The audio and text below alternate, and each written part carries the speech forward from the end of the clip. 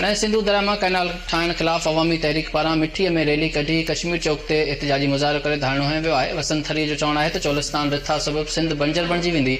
सिंधु दरिया ते कैनाल मनसूबो रद्द कयूं था। ख़बर अवां ताईं पहुचायूं पिया। सिंधु दरिया ते कैनाल ठाहिण खिलाफ़ अवामी तहरीक पारां मिठीअ में रैली कढी कश्मीर चौक ते एहतजाजी मुज़ाहिरो करे नारेबाज़ी कई वई आहे। इन हवाले सां वसंत थरी जो चवणु आहे त चोलिस्तान रिथा सबब सिंध बंजर बणिजी वेंदी। सिंधु दरिया ते कैनाल मनसूबो रद्द कयूं था।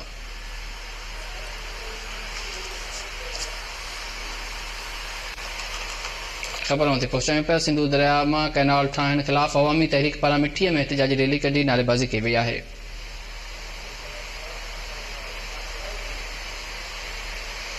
वसंत थरी जो चवणु आहे त चोलिस्तान रिथा सबब सिंध बंजर बणिजी वेंदी। सिंधु दरिया ते कैनाल मनसूबो रद्द कयूं था। मिठीअ में ख़बर ते पहुचायूं पिया। सिंधु दरिया ते कैनाल ठाहिण खिलाफ़ अवामी तहरीक पारां रैली कढी धरणो हंयो वियो आहे। तफ़सील मालूम कंदासीं। खाटाऊ जानी असांखे जॉइन कयो आहे। जी खाटाऊ, कहिड़ा तफ़सील आहिनि?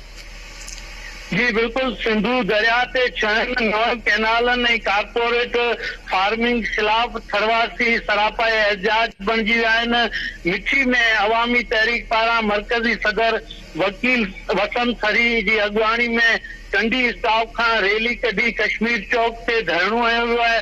रैली में सॼे स्तर मां आयल ख़ासि तौर ते अवामी तहरीक जे कारकुननि, शहरियुनि, मज़दूरनि ऐं ॻोठणनि वॾे तइदाद में शिरकत कई है। औरतुनि ऐं ॿारनि शिरकत कई है। रैली में सिंधु ते 9 कैनालनि जे खिलाफ़ नारेबाज़ी कई वई है। सिंधु ते कैनाल अॾण ऐं उन खां सवाइ कारूंजर जी कटाई जे खिलाफ़ नारेबाज़ी कई वई है। रैली में वॾे तइदाद में शहरियुनि ऐं शागिर्दनि पण शिरकत कई है। कश्मीर चौक ते एहतजाजी धरणो हंयो वियो है ऐं कश्मीर चौक ते एहतजाजी धरणे खे अवामी तहरीक जे अॻुवाणनि ख़िताब कयो है।